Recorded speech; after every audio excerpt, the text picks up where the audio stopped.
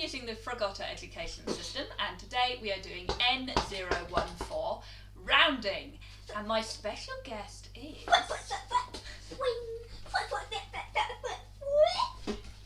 Spider-Man! Welcome, Spider-Man. Are you ready to do rounding with me? Sure. Awesome. Okay. Now I've got the number grid and the counters, and what we need to do is put a counter on the number 3. Okay.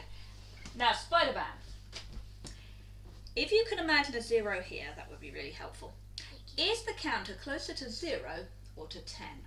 Closer to 0. That's right. So if we were rounding 3 to the nearest 10, we'd round it to 0. No, it's 0 and a 10. Yes, 0, 10, 20, 30, so on and so forth. Okay. Now the next one, 0 and everything. we put the counter on the number 7. Here we go. Now, Spider-Man, is it closer to 0 or to 10? It's closer to 10. It is! 7 to the nearest 10 is 10. So this is what rounding means. It means we see which number is closest to. Now we put a counter, oh whoops, I dropped it, on the number 5. If you could stop jumping on the sofa, that would probably mean the sofa lasted longer, Spider-Man. And those of us who live in the house would rather you didn't break our sofa on your visit. Now, what about the number 5, Spider-Man? Is it closer to the 0 or to the 10?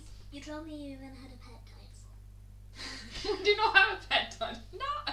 Okay, we're not. There's a dinosaur. The dinosaur's right down there. I want to see that. Okay, but which number is the counter closest to now? Is it closer to 0 or to 10? 0, it looks like. It's actually exactly the same, isn't it? There's 1, 2, 3, Yes, I 4 between it and 0, and 1, 2, 3, 4 between it and 10. So 5 is exactly in the middle. So what do we do when we're rounding the number 5 to the nearest 10? We round it. We do. We always agree it's 10. We always err on the side of generosity. We round all 5s to the nearest 10. We round them up. Always. Okay. So if we were looking at 25, what would that be? Rounded to the nearest 10. Would it be 20 or 30? 20 it looks. Might know 30. That's right. If it ends in 5, we round it up. 25 rounds to 30. What about 45? To the nearest 10. 50. Yes, it does. It rounds up. That's brilliant. Okay, I'm going to try you a really hard one that's not on the sheet. What about 385 to the nearest 10? 390. Yes! Give me 5, Spider-Man. That was genius. Okay. The only thing that mattered on that question was the 5. True. Well, it's not really, because if it was 375, it would round up to 380, not 390. Okay, what about this one? 67. What's that to the nearest 10?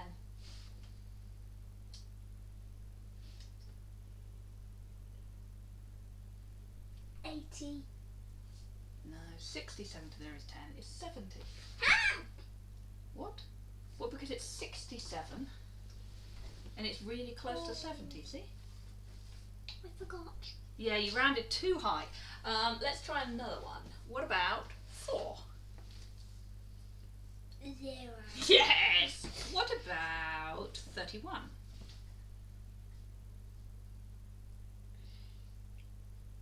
30. Yes!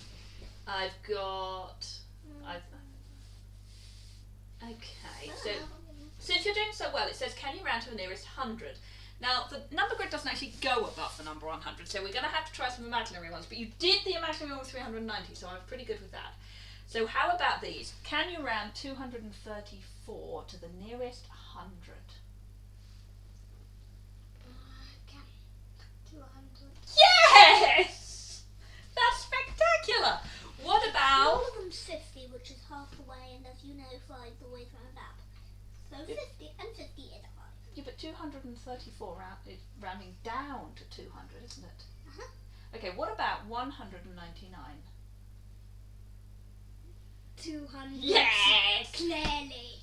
What about 101?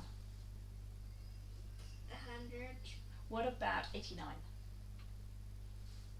To the nearest 100. To the nearest 100. Yes. 100. Last one, what about 3? To the nearest 100. 0.